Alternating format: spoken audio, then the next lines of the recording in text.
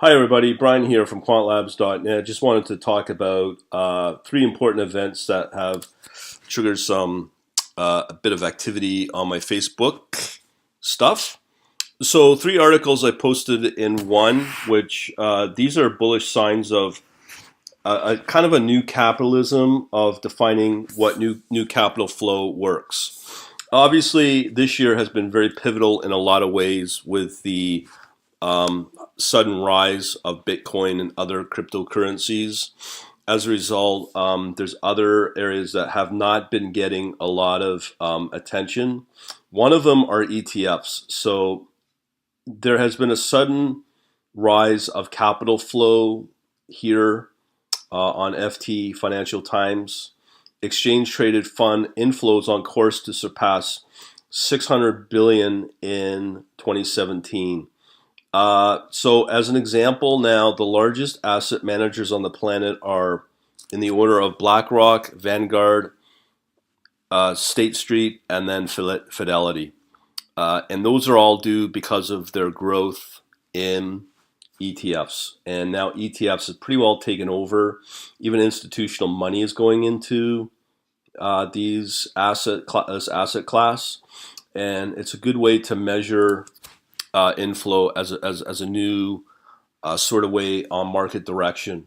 So I've been going on about that on my Instagram via the Bloomberg News app consumption. So this just verifies all that, and the total amount is pretty high at 600 billion, and that's something we should all really pay attention to. The other one is as I said, Bitcoin and other cryptocurrencies. When you get future markets like CME, CBOE get in on the act by issuing future contracts around these asset classes, and from what I've been told by my highly influential Telegram group member, basically they are using the exchanges in the cryptocurrency exchanges, the trustful ones. They're using them as the underlying data for the direction on the futures contract. Obviously, they'll be totally not linked financially back to the exchanges. They are, as I said, derivative products. I should be derivative. And these future contracts will definitely impact the flow of cryptocurrencies on the performance uh, of those current cryptocurrencies on the exchanges. As you know, they are linked, but financially they won't be, as far as I know. So that's what I'm saying here. Now this is really important because if I had, let's say, $1 million, I would not put $1 million into these products. As I said, they're derivatives, and a lot of people say derivatives are obviously even buckets of dangerous weapons, financial weapons, and that's truth because there's really nothing backing them up except because they're virtual currency.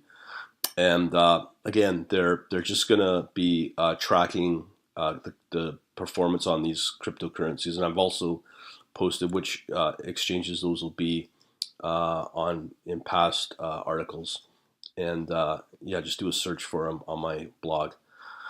Oh, one other thing that's really important about back to ETFs is, as I said, ETFs is a way to measure capital flow, but does not mean that futures and options markets are losing significance. But well, I should say they're losing significance in terms of flow because like a new competitor to the futures and options market.